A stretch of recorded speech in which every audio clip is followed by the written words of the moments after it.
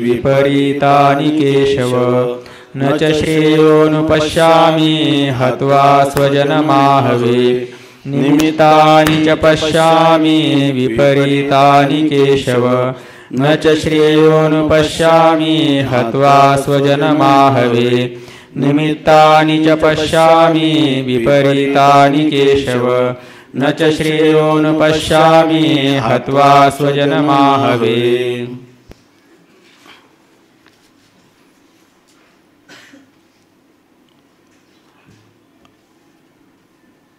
महात्मा अर्जुन भगवंताला सांगतो की दोन्ही सैन्यांच्या मध्यभागी नेऊन माझा रथ उभा कर, परंतु प्रत्यक्ष उभा केल्यानंतर आणि भगवंतानी अर्जुनाच्या अंतःकरणात जेणेकरून मोह होईल अशाच प्रकारचं वातावरण निर्माण केलं। एक असे शब्द उच्चारले की हे तुला आता या ठिकाणी गुरु भीष्म द्रोणादिक जिथं आहेत तिथं तो रथ उभा केला।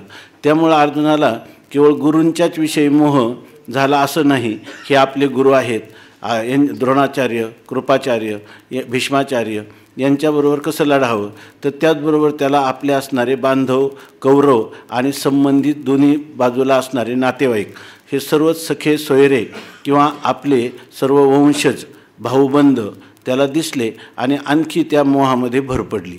तेव्हा अशा वेळेला अर्जुन आला होता युद्ध करण्यासाठी, परंतु त्याला मोह झाला, म्हणजे विपरीत भावना झाली आणि त्याला हे सर्व आत्मीय स्वकीय आपले बांधव आहेत आणि यांच्याबरोबर युद्ध करणं योग्य नाही अशा प्रकारची उलट भावना अंतःकरणामध्ये निर्माण झाली।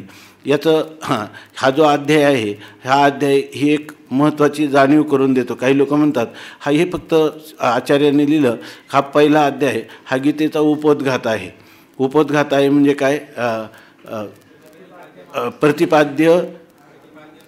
प्रतिपाद्यमार्थम मनसी निधाय अर्थांतरेण वर्णनम। आपल्याला जे सांगायचं ते मनामध्ये असतं आणि त्याला अनुकूल अशा प्रकारचा प्रारंभ दुसऱ्या विषयाने करायचा, त्याला म्हणतात उपोद्घात।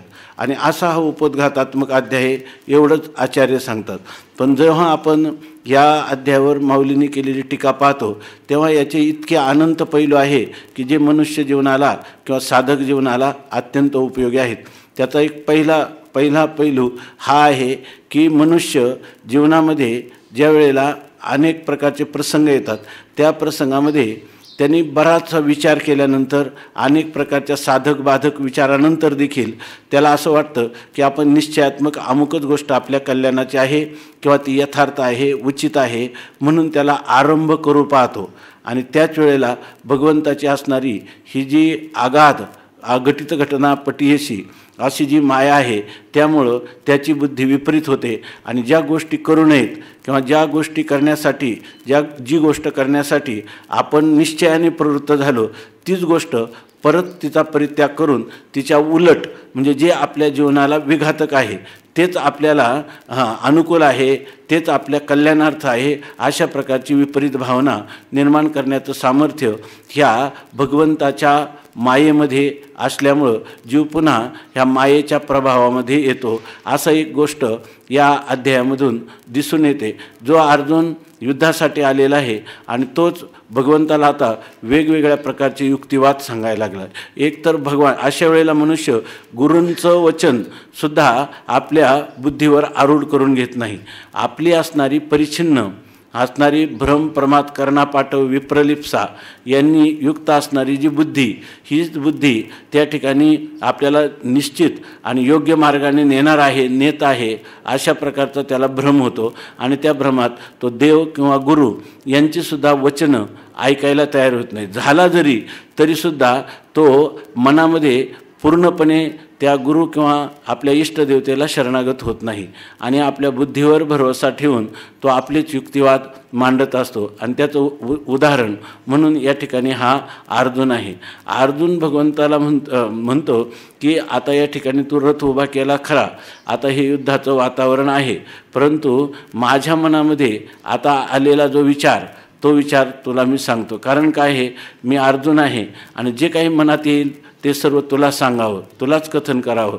तू माया आमुची, तू तर आमची आईच आहे असं म्हणून भगवंताला अर्जुन म्हणतो की निमित्तानि च पश्यामि विपरीतानि केशव न च श्रेयः अनुपश्यामि हत्वा स्वजनम आहवे. या ठिकाणी म्हणतो हे केशव च विपरीतानि निमित्तानि पश्यामि च आहवे स्वजनम हत्वा श्रेयः न अनुपश्यामी. अर्जुनाला काय, अर्जुन हा सुद्धा शास्त्रवेत्ता होता. आपण जेव्हा पुढचा अर्जुनाला प्राप्त झालेला अत्युच्च कोटीचा आत्मबोध किंवा ब्रह्मबोध पाहतो तेव्हा अर्जुन हा निष्काम कर्म आणि निष्काम उपासना यांचा मूर्तिमंत पुतळा आहे. आणि म्हणूनच ह्या रणांगणाच्या अत्यंत विरुद्ध वातावरणात देखील त्याने तत्त्वज्ञान आकलन करण्याला तो समर्थ झालेला आहे. असं असूनही इथली जर वाक्य पाहिली तर अर्जुनाला हे माहीत नव्हतं का क्षत्रियाचा धर्म, क्षात्रकर्म काय, स्वभावजम काय, शौर्यम तेजो धृतिर्दाक्षम युद्धे चाप्य पलायनम ज्ञान दानम ईश्वर भावश्च क्षात्रम कर्म स्वभावजम. या ठिकाणी अर्जुनाला हे सगळं माहीतच होतं की या युद्धनीती अशी आहे आणि ती वेदनीती आहे की तुकाराम महाराज म्हणतात ना किंवा माऊलीच म्हणतात धर्माशी नीतीशी शेषभरी.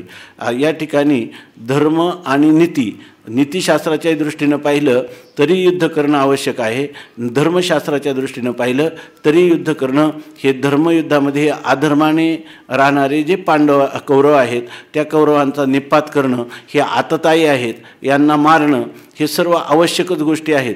असं अर्जुनाला कसं कळलं नाही. परंतु या ठिकाणी अर्जुन आमचं प्रतिनिधित्व करून सामान्यपणे मनुष्य नीती आणि धर्माला अनुसरून ज्या वेळेला तो मनुष्य प्रत्यक्ष प्रसंग येतो त्यावेळेला तो नीतीची मूलभूत तत्त्व किंवा धर्मशास्त्राचं मूलभूत असणारं जे तात्पर्य ते विसरून त्या अधर्माला धर्म आणि अनीतीला नीती समजून त्या ठिकाणी त्याचं समर्थन करू लागतो. अशा प्रकारची त्याची बुद्धी जी आहे ती या ठिकाणी ईश्वराची असणारी जी माया दैवी हेषा गुणमयी मम माया दुरत्यया मामेव एष प्रपद्यन्ते मायाम एतांतरंती. ते जे लोक अशा प्रकारच्या ह्या मायेला बळी पडतात त्याचा एकच उपाय आहे की तो म्हणजे माम एव ए प्रपद्यन्ते. अशा वेळेला भगवंताला किंवा श्रीगुरूला परिपूर्ण शरणागती पाहिजे. जर वरवर आपातता जरी या ठिकाणी अर्जुन म्हणत असला कार्पण्य दोषोपहत स्वभाव, पण त्या ठिकाणी हे जे आत्ताचे चाललेले अध्याय आहे हे जर आपले श्लोक आहेत हे जर पाहिलं तर अर्जुन अजून त्याचा आपल्या स्वतःच्या बुद्धिबलावर भरोसा आहे किंवा आपण करीत असणारे विचार हे आपल्याला निश्चित यथार्थ दिशेने नेतील असं वाटतं. असंच कोणत्याही मानव मात्राला अशा प्रकारचा भ्रम, अशा प्रकारचा प्रमाद किंवा विपरीत भावना, मोहात्मक विपरीत भावना होण्याची शक्यता आहे. म्हणून अर्जुनम निमित्तीकृत्य आह श्री भगवान वासुदेवा. अर्जुनाला निमित्त करून भगवान या ठिकाणी सांगतात. आणि अर्जुनसुद्धा तो नर नारायणाची ती जोडी आहे. जसे भगवान श्रीकृष्ण परमात्मा आहे त्यांचाच तो अंश असल्यामुळं तोही सर्वज्ञ आहे. परंतु एवढा असूनही ह्या संपूर्ण चंद्रसूर्याशेपर्यंत कल्पांतापर्यंत मानव जातीला अध्यात्माचं मार्गदर्शन करण्यासाठी अर्जुनाने सामान्य माणसाच्या अंतःकरणात ज्या वृत्ती निर्माण होतील त्या सगळ्या वृत्ती आपल्या ठिकाणी धारण केलेल्या आहेत. आणि ही त्या अर्जुनाचं असणारं हे कुतूहल एक प्रकारचं कौतुक आहे. परंतु तुम्हाला आम्हाला ते मार्गदर्शक असं झालेलं आहे. तेव्हा अर्जुन तर म्हणतो युद्ध तर जाऊ द्या. हे केशव शब्द जो आहे कम शम वम असं सांगतात की हे तीन शब्द जे आहे कम शम आणि वम याच्यापासून केशव शब्द झाला. तर तो केशव शब्द जो आहे तो जगताची उत्पत्ती, स्थिती आणि लय ह्या तिन्हींचा करता म्हणून केशव असं म्हणतात. नामदेवरायांचं केशव हे नाव जे आहे ते अतीव प्रेमभक्तीचं प्रदर्शन करणारं आहे. तेव्हा अर्जुनही या ठिकाणी भगवंताला म्हणतो हे केशव. आता मला काय होतंय विपरीतानी निमित्तानी पश्यामी. मला या ठिकाणी युद्धभूमीवर आल्यावर पूर्वी जे मला वाटत होतं तसं नाही, इथलं वातावरण काही वेगळंच दिसतंय. विपरीतानी म्हणजे विरुद्ध किंवा विलक्षण अशी निमित्त म्हणजे अशा प्रकारचं विपरीत असणारं ह्या युद्धाचं स्वरूप अर्थात लक्षण मला पश्यामी मी पाहत आहे. विपरीत लक्षण मला या ठिकाणी दिसत आहे. काय विपरीत लक्षण दिसतं तर आहवे म्हणजे ह्या युद्धामध्ये ह्या धर्मक्षेत्र कुरुक्षेत्राच्या ठिकाणी हे जे महाभारतीय युद्ध प्रारंभ होऊ पाहत आहे त्याच्यामध्ये त्या आहवे म्हणजे त्या युद्धामध्ये स्वजनम हत्वा.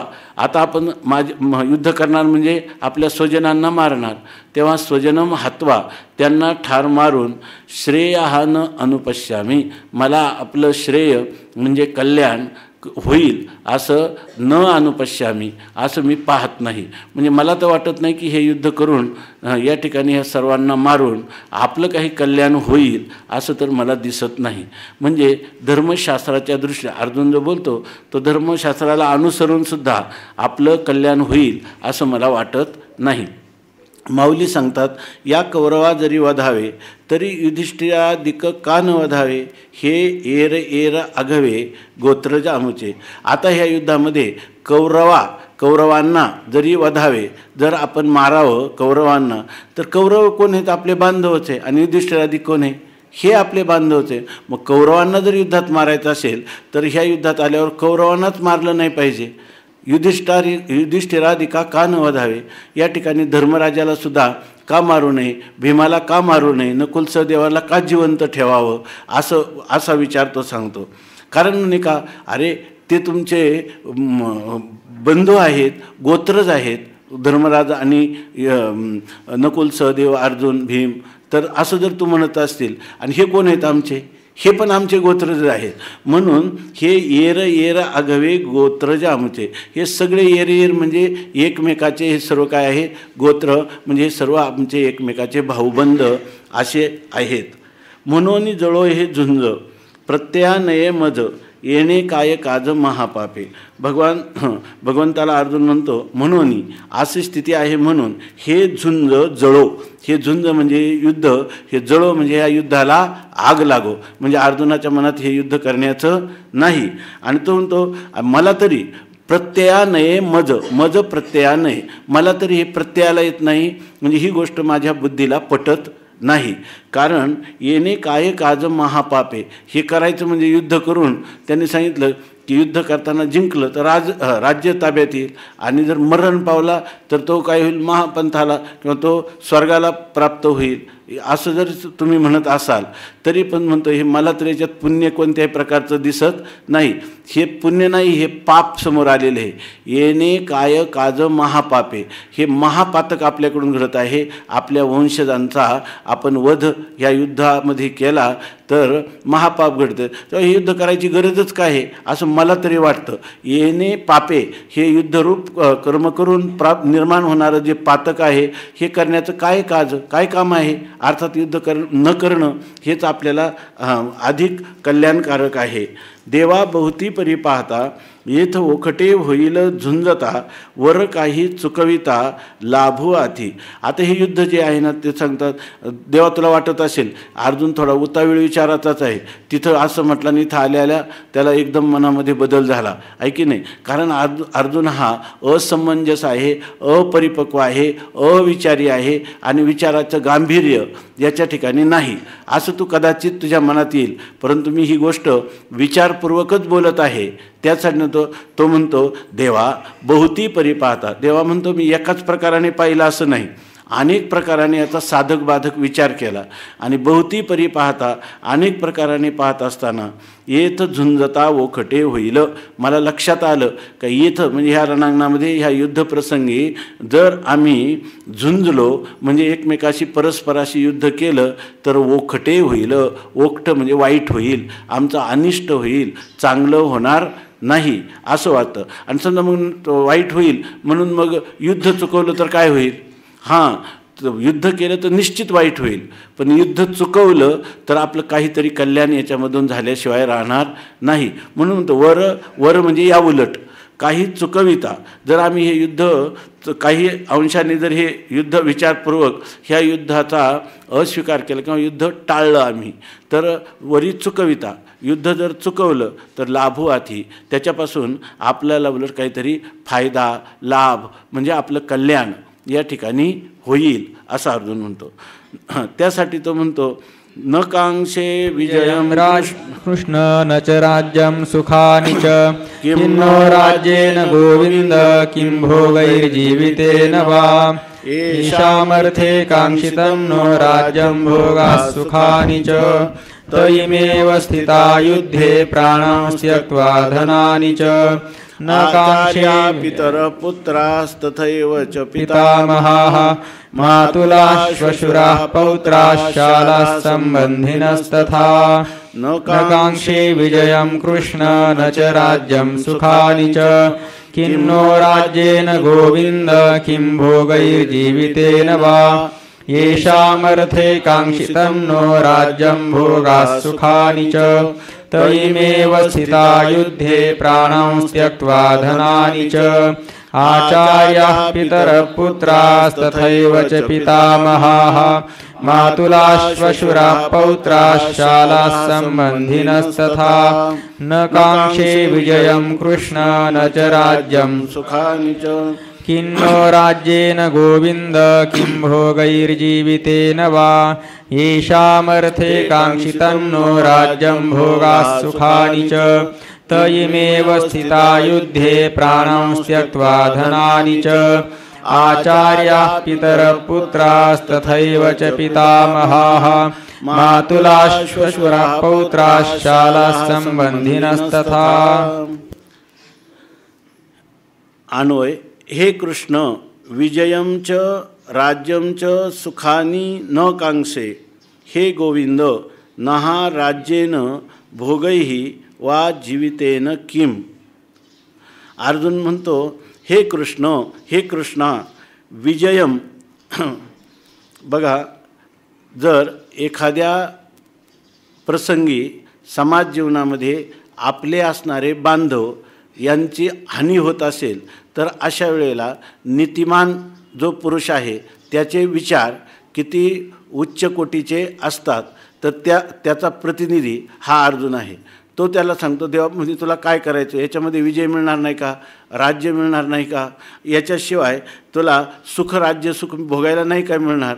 पण खरा जो मनुष्य असतो तो म्हणजे खरा जो नीती शास्त्राला अनुसरणारा पुरुष त्याच्या अंतःकरणाच्या काय धारणा असतात तर ह्या धारणा असतात. अर्जुन म्हणतो हे कृष्णा विजयं च राज्यं च सुखानी न कांक्षे. मला याच्यावर विजय मिळाला, कीर्ती झाली तर विजयाची मला इच्छा नाही, कीर्तीची पण इच्छा नाही, राज्याची इच्छा नाही, आणि त्या राज्यामध्ये यांच्या रक्ताने माखलेले जे भोग भौतिक शब्दादी विषय सुख हे पण न कांक्षे यांचीसुद्धा मला इच्छा नाही असं सांगतो. हे गोविंद त्याला म्हणतात हे गोविंदा नहा राज्येन भोगैः वा जीवितेन किम.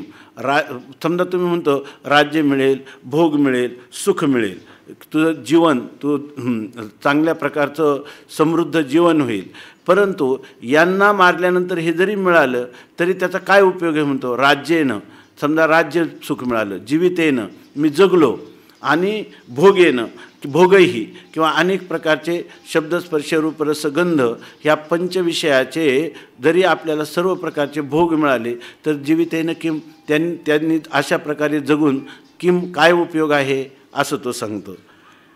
त्याचं तो असं कसं काय म्हणतो याचा काहीच उपयोग नाही. त्याचं कारण अर्जुन म्हणतो हे पण मी तुला समजावून सांगतो.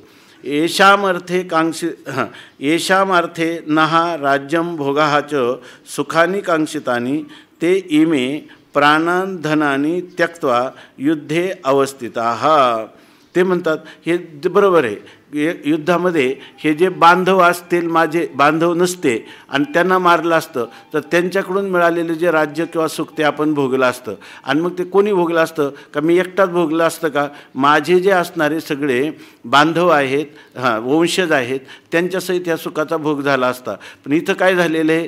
तो म्हणतो ज्यांच्यासाठी हे मिळवायचं तेच माझ्यासमोर आपलं प्राण त्या ठिकाणी शस्त्रावर आरोपित करून माझ्यासमोर युद्धाला उभे ठाकलेले आहेत. त्यांना जर मारलं तर हे सुख कोण भोगायलाच कोणी राहणार नाही. म्हणून हे युद्ध करणं योग्य नाही असं सांगतो. येशाम अर्थे, ज्यांच्यासाठी नाहा अस्माकम, आम्हाला राज्यम भोगाहा च सुखानी कांक्षितानी, ज्यांच्यासाठी आम्ही हे राज्य किंवा विषयभोग किंवा राज्यभोग, राज्यसुख यांचं आकांक्षा करावी, इच्छा करावी, ते इमे, तेच हे समोरचे विरुद्ध पक्षात उभे टाकलेले इमे प्राणांच्या धनाने त्यक्त्वा, आपल्या प्राणांचा आणि धनाचा त्याग करून. आता प्राणांचा त्याग केला तर ते युद्धासाठी कसे समोर येतील? ज्याच्या ठिकाणी धनाचा त्याग केला तर त्यांच्याजवळ युद्धासाठी काय राहील? म्हणजे याचा अर्थ काय? जवळजवळ त्यांनी आपल्या प्राणावर बलिदान करण्याचं ठरूनच या युद्धामध्ये आलेले आहे. आणि आपलं सगळं सर्वस्व गेलं प्राणासहित तरी चालेल, परंतु हे युद्ध करायचं. अशा प्रकारचे प्राणान धनानीचं त्यक्त्वा, त्याग करून म्हणजे जणू काही त्याग करण्यास सिद्ध असणारे अशा प्रकारचे हे युद्धे अवस्थितः, युद्धामध्ये अवस्थितः म्हणजे आमच्यासमोर उभे ठाकलेले आहेत. ते कोण कोण आहेत? शिवाय युद्धामध्ये केवळ बांधव आहेत असं नाही. कोण कोण आहेत तर सांगतो. आचार्याः पितराः पुत्राः तथा एवच पितामहाः मातुलाः श्वशुराः पौत्राः शालाः तथा संबंधिनाः. आमच्यासमोर कोण आहे? तुपा आचार्याः, ज्यांनी आम्हाला ह्या युद्धनीतीचं शिक्षण दिलं अशा प्रकारचे आचार्य. नंतर पितराः, आमचे असणारे पितर. पुत्राः म्हणजे मुलं. तथा एवच, आणि त्याचप्रमाणे पितामह, भीष्मांसारखे असणारे पितामह. मातुलाः मामे, श्वशुराः सासरे, पौत्राः नातवंड, शालाः आमचे मेहुणे, तथा संबंधिनाः, तसेच इतरही संबंधी लोक ह्या युद्धामध्ये आहेत. यांच्याबरोबर आपल्याला युद्ध करायचं आहे याचा विचार करणं आवश्यक आहे.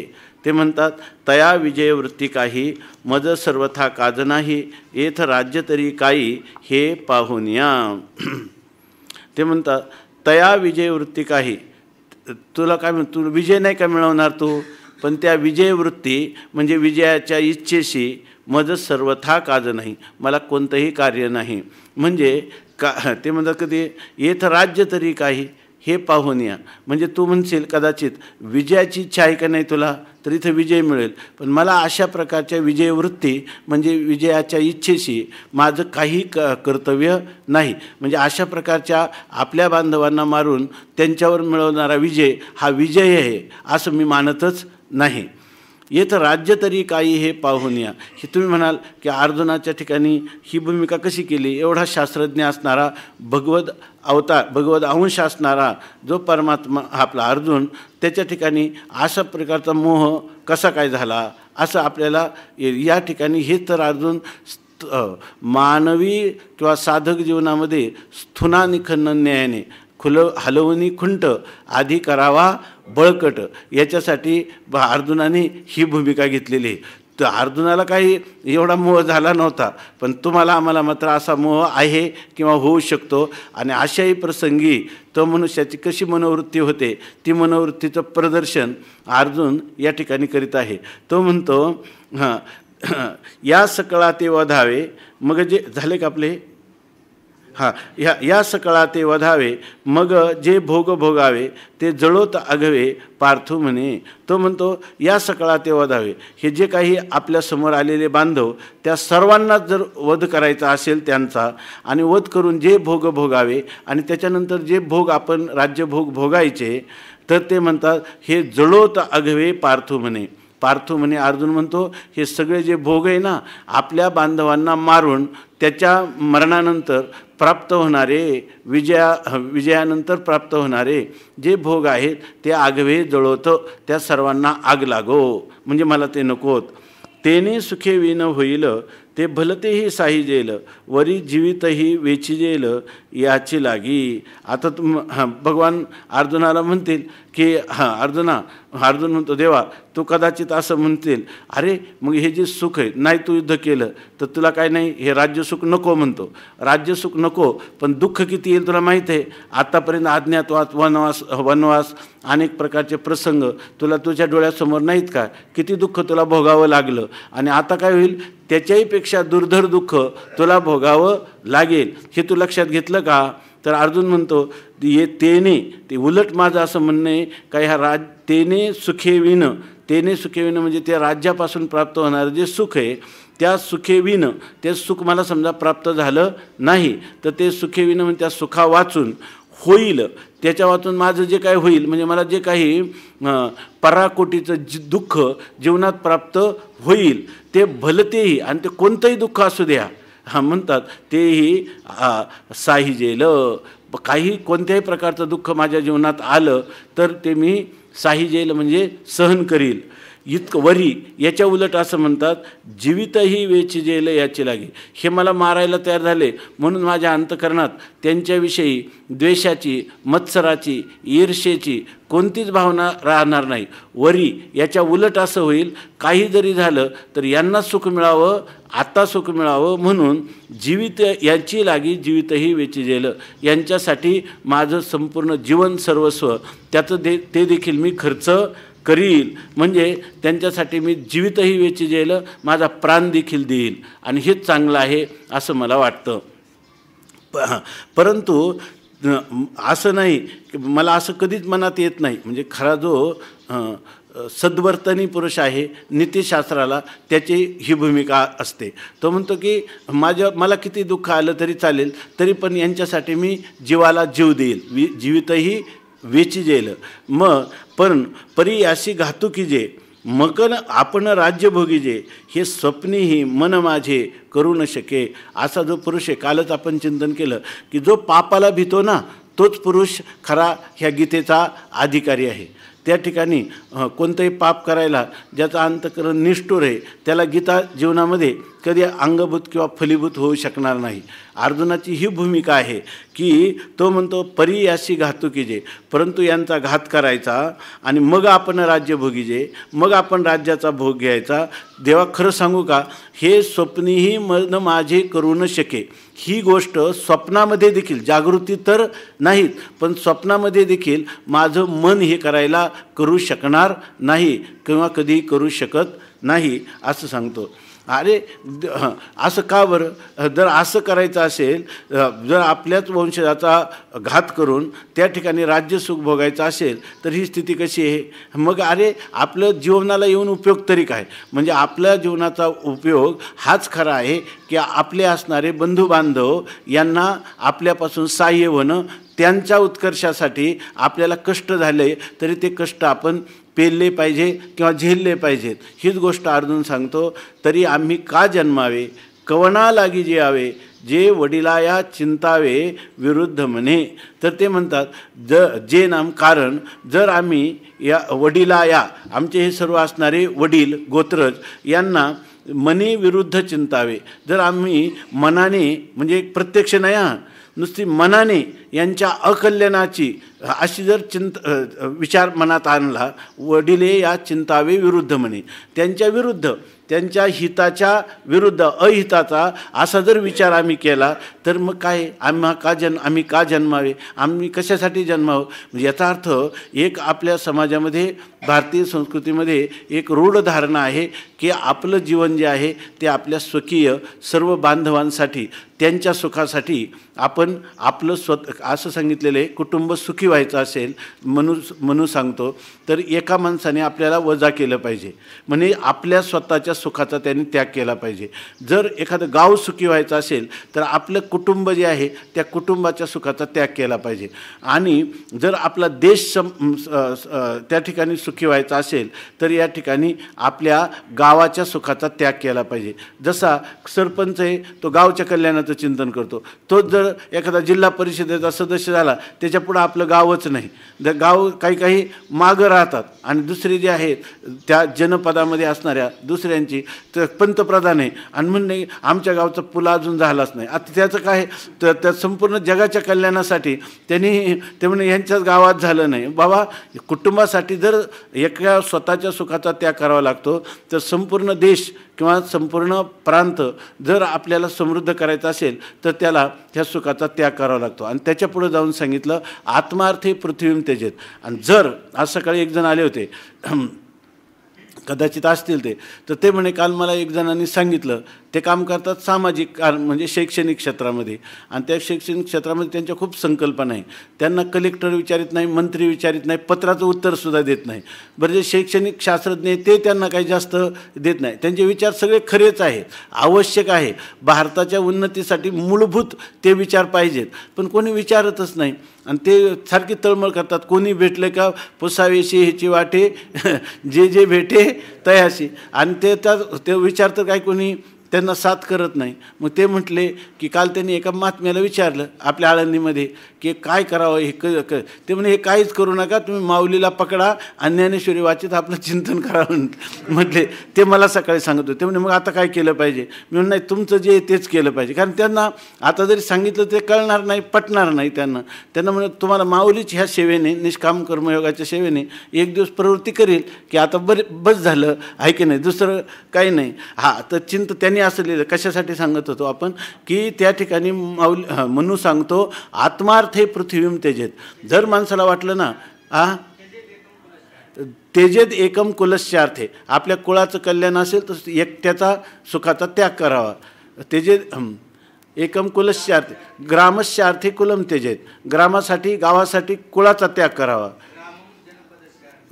ग्रामम जनपदस्यार्थे, सगळ्या समाजाचं कल्याण होत असेल तर त्या ठिकाणी गावाचा त्याग करावा. आणि आत्मार्थे पृथ्वीम त्यजेत.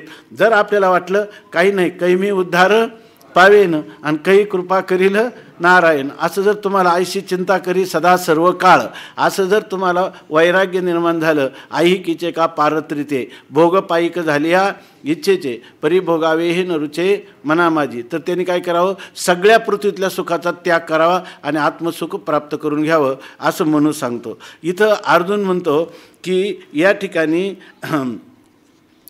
तरी आम्ही का जन्मावे, तर जर आम्ही आमच्याच ह्या बांधवांना वडिलांना गुरूंना त्यांच्या विरुद्ध आमच्या मनात जर त्यांच्या विरुद्ध त्यांच्या अकल्याणाचं चिंतन येईल तर मग आम्ही का जन्मावे, आम्ही जन्म तरी कशासाठी घ्यावा आणि कवना लागी जिवावे आणि जगायचं तरी कोणासाठी, जगायचं ते गुरूंसाठी वाडवडिलांसाठी बांधवांसाठी आणि त्यांना सुख देण्यासाठी. आता त्यांनाच मारायचं असेल तर आमच्या जन्माचा तरी येऊन काय उपयोग आहे असं अर्जुन म्हणतो. हे मनीची केवी धरीजे आपण वज्राची या बोलीजे वरी घडे तरी कीजे भले या ते पुत्रा ते इप्सी कुळ तयाचे काही हेची फळं जे निर्दाळी जे केवळ गोत्र आपले. ते म्हणतात सगळे लोक जे आहे ना आपल्याला मुलगा व्हावा याच्यासाठी किती प्रयत्न करतात सगळे लोक. आता इथं जो अर्जुनाच्या ठिकाणी पुत्रा ते इप्सी कुळ, त्या ठिकाणी आपल्याला पुत्र व्हावा अशी कुळातले सगळे लोक इप्सी म्हणजे इच्छा करतात की आपल्या कुटुंबातले सगळ्या लोकांना वाटतं की प्रत्येकाला वाटतं की पुत्र हा व्हावा. पुत्रा ते इप्सी कुळ आणि मग तयाचे काय ह्याची फळं, त्याचं हे फळ आहे का आपला मुलगा झाला म्हणजे तो आपल्याशी युद्ध करील आणि आपल्या बांधवांचा नाश करील, याच्यासाठी लोक मुलाची इच्छा करतात का अर्जुन म्हणतो. म्हणजे देवाच्या अंतःकरणात सुद्धा बदल होईल अशा अर्जुन काय करतो युक्ती करतो. याला आक्षेपार्थ त्याचे ह्याची फळं देव काय म्हणेल अरे हे नाही त्याचं फळ आणि मग तू कशाला मला युद्ध करायला सांगतो.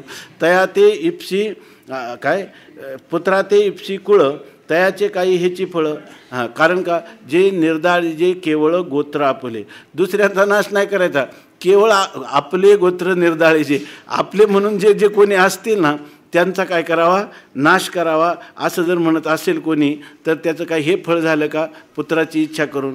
कारण काय आहे, आपल्याकडं शास्त्र असं सांगतात की पुत्रतंतुम, बरं ना, प्रजातंतुम मा व्यवच्छेदसेही, मनुष्याला ही जी आपली धर्मकर्म आहेत याची परंपरा प्रवाहित होण्यासाठी या ठिकाणी पुत्रसंतती आवश्यक असली पाहिजे असं वेदच सांगतो. किंवा ज्यावेळेला गुरु त्या गुरुकुलामध्ये राहणाऱ्या विद्यार्थ्याला, त्याला उपकुर्वान म्हणतात, तर त्याच्यानंतर त्याला जेव्हा निरोप देतात तेव्हा त्याला जाता जाता सांगतात प्रजातंतुम मा व्यवच्छेसी, ही संतती तुझी अशीच प्रकारची परंपरा चालू राहू दे. म्हणजे ती कशासाठी, भोगासाठी नाही किंवा आपल्याला त्यांनी सुख द्यावं यासाठी नाही, तर आपली जी धर्मपरंपरा आहे ती परंपरा या ठिकाणी प्रवाहित राहावी याच्यासाठी आपले जे पूर्वज ऋषीमुनींच्या परंपरा ह्या पुत्र संततीची इच्छा करतात.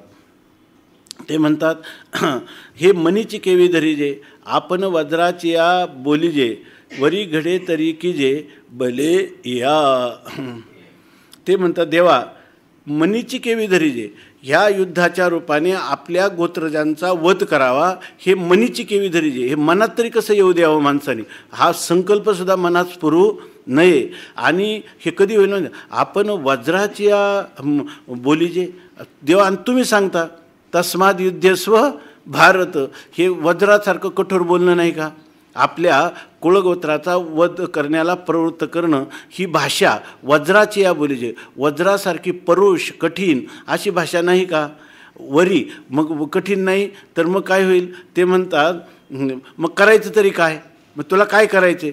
वरी घडे तरी किजे भले या, जर आपल्याला घडलं, त्यांचा घात तर करायचाच नाही, वरी या उलट वरी म्हणजे याच्या उलट घडे, जर आपल्याला त्यांचं काही चांगलं कल्याण जर घडे तरी घडलं तर भले कीजे, त्यांचं जर काही आपल्याला चांगलं करता आलं तर ते चांगलं हित किंवा त्यांचं कल्याण आपण घडलं तर करावं, परंतु त्यांचा वध करण्याला कधीच प्रवृत्त होऊ नये. किंवा दुसरा एक अर्थ केलेला आहे दुसऱ्या आगाशींच्या ज्ञानेश्वरीमध्ये, त्यांनी सांगितलं आपण वज्राची या बोलीजे, आपण वज्रासारखे कठोर शब्द कसं बोलायचं. आणि ते म्हणतात की वरी घडे, आणि याच्यावर समजा बोलायचं सुद्धा नाही परंतु घडलंच आपल्याकडून आणि यांना मारलं तर मग काय होईल? वरी घडे असं जर घडलं तरी या भले की जे, हे काही त्यांचं कल्याण होईल आणि याने तुमचं काय कल्याण होईल, असा एक अर्थ केलेला आहे. आम्ही जे जे जोडावे ते समस्तीही भोगावे, हे जीवितही उपकारावे काजी यांच्या. म्हणतात आम्ही म्हणजे आम्ही, अर्जुन म्हणतो त्यांच्यातर्फे की आम्ही जे जे जोडावे म्हणजे आम्ही जे जे काही मिळवावं, ते जे मिळवलं त्याच्यावर आमचा अधिकार नाही. आपली संस्कृती सुख शांती गुण्यागोविंदाने नांदत होती. याचं कारण आपल्या कुटुंबातला कोणताही सदस्य जे जे आपण मिळवलं त्याच्यावर आपला अधिकार किंवा फक्त हम दो हमारे दो यांचा अधिकार त्याच्यावर आहे असं मानणारी आपली भारतीय संस्कृती नाही. अर्जुन ही नीतीची सुद्धा नाही आणि धर्मशास्त्राची सुद्धा नाही. अर्जुन सांगतो आम्ही जे जे जोडावे, आम्ही जे जे मिळवावं ते समस्तीही भोगावे, हे सगळ्यांनीच त्याचा भोग घ्यावा. म्हणजे आपण मिळवलेलं धन वगैरे हे स्वतःसाठी नसून आपल्या कुटुंबातील सर्व सदस्यांसाठी आहे किंवा आपल्या बांधवांसाठी आहे. हे जीवितही उपकारावे काजी यांच्या, आणि आपलं सर्व जीवित म्हणजे सगळं जीवन यांच्या काजी म्हणजे यांचं जर काही कार्य कल्याण होत असेल तर ते उपकारावे, त्याच्यामध्ये खुशाल त्यांनी काय करावं, आपल्या जीवनाचा वेच करावा, जीवन खर्ची घालावं असं सांगतात.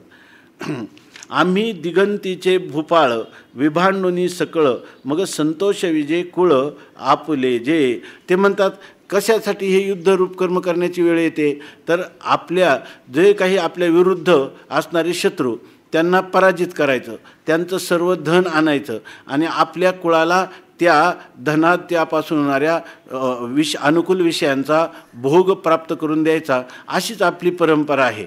तेव्हा अर्जुन म्हणतो की आम्ही दिगंतीचे भूपाळ विभांडुनी सकळ भूपाळ विभांडुनी. आम्ही काय करायला पाहिजे, दिगंतीचे म्हणजे देशोदेशीचे, म्हणजे हे जे आत्ता या ठिकाणी जे आपण काय करत आहोत, आपण आपल्या बांधवांशीच युद्ध करायला तयार झालो. त्याऐवजी खरं कशी पद्धती आहे, दिगंतीचे भूपाळ म्हणजे देशोदेशीचे असणारे जे राजे ते विभांडुनी सकळ, त्या सगळ्या राजांचा विभांडुनी म्हणजे युद्धामध्ये त्यांचा पराजय करून मग संतोष विजय कुळ आपुले जे, मग आपण काय करायचं, त्यांचा पराजय करायचा आणि त्या आणलेल्या धनाधिकांपासून आपुले कुळ संतोष विजय, आपल्या कुळामध्ये आपल्या वंशजांना आपल्या बांधवांना संतोष प्राप्त करून द्यायचा. आता हे झालं ना, अर्जुन कशासाठी सांगतो, कैफियत अर्जुनाची काय आहे की मी युद्ध का नको ह्याविषयी सांगतो. हे करायला पाहिजे आपण की आपल्या बांधवांना सुखी करण्यासाठी देशोदेशींच्या राजांना जिंकून आलं पाहिजे. परंतु झाले काय, मग आलं पाहिजे तसंच करायचं ना. आज तसं कसं करता येईल देवा, आता ज्यांच्यासाठी आणायचं आपलं कुळ संत तेच पुढं युद्धासाठी आलेले आहेत, मग आता हे करता येत नाही. तेची हे समजतं परी कैसे कर्म विपरीत जे झाले असती उद्यत झुंजावया, तेची हे समजतं. ज्यांच्यासाठी करायचं तेच समजतं म्हणजे तेच सर्व तेच हे सर्व आहेत. म्हणजे ज्यांच्यासाठी ज्या कुळाला संतुष्ट करण्याचं आलं ते कुळ कुठे आहे तुझं, हे काय हे समोर उभं आहे, तेची हे समजतं.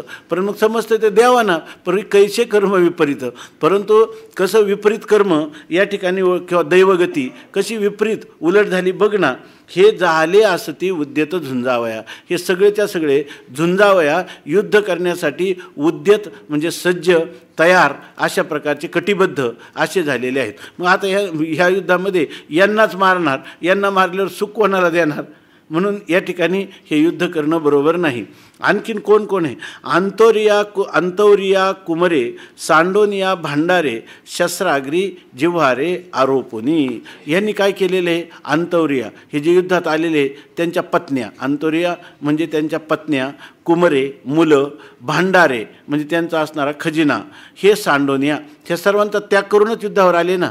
त्यांनी आता निघताना आपले पत्नी मुलं ही निराधार होतील, आपण मेलो तर याचा विचार आहे का यांच्या ठिकाणी, आणि स्वतः मरलं तर काय होणार, परंतु ते म्हणतात काही नाही, ते तशा प्रकारची तयारीनंच या ठिकाणी आले. कसे आले, शस्त्राग्री जिव्हारे आरोपुनी, शस्त्राग्री म्हणजे बाण किंवा शस्त्राचं जे आग्र म्हणजे टोक आहे, त्याच्यावर आपला प्राण घातला. म्हणजे ते एकदा शरीराला त्या बाणाचा स्पर्श झाला की प्राणांचं उत्क्रमण होणार, झालं तर झालं, अशा प्रकारचा पक्का विचार करून हे या ठिकाणी प्रवृत्त झालेले आहेत. म्हणजे जणू काही त्यांनी आपलं हृदय कुठं ठेवलेले, शस्त्राच्या आग्रावर टोकावर ठेवूनच ते या ठिकाणी आलेले आहेत. मग आता तूच सांग बरं, आईशी आते कैसेनी मारू, कवनावरी शस्त्र धरू निज हृदया करू घातू केवी. त्यांनी सांगितलं हे असा मोह झाला ना माणसाला की त्याला काही मोहाचा परिणामच असा आहे, त्याला साधक बाधक जो विचार आहे तो सगळा मावळूनच जातो आणि उलटं चालायला लागतं डोकं त्याचं सगळं डोकं त्याचं शास्त्राच्या नीतिधर्माच्या सगळ्याच्या विरुद्ध. आणि असं वाटतं वरवर हा विचार ऐकला, आता खरं सांगा ह्या विचार आपल्याला पटतो का नाही, सगळा आहे की नाही. का पडतो आपल्याला, कारण त्याने आपलं प्रतिनिधित्व केलं म्हणून आता पडतो, आहे की नाही. आयशी आते कैसेनी मारू, तूच सांग आता अशा असणाऱ्या त्यांना कसं काय बरं मी मारू. कवनावरी शस्त्र धरू, आता हे शस्त्र तरी द्रोणाचार्यावर धरू, या ठिकाणी दुर्योधनावर धरू, हे असणारे सगळे काही शास्त्रे कृपाचार्य हे सगळेजण पाहिल्यावर तो म्हणतो कवनावरी शस्त्र धरू. कोणावर, एकही याच्यातली व्यक्ती नाही का ज्यांना मी शस्त्राने मारावं, अशी एकही नाही. आणि इतकंच काय, निज हृदया करू घातू केवी. आता हे यांना घात करणं म्हणजे काय, हे निज हृदया करू घात केवी, हे सगळे माझे आहेत.